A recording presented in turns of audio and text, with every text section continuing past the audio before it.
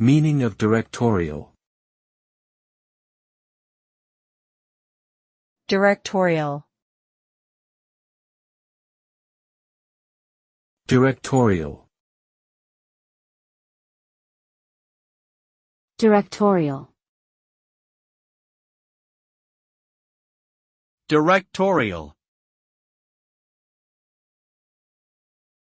The term directorial is an adjective used to describe something related to a director or their direction.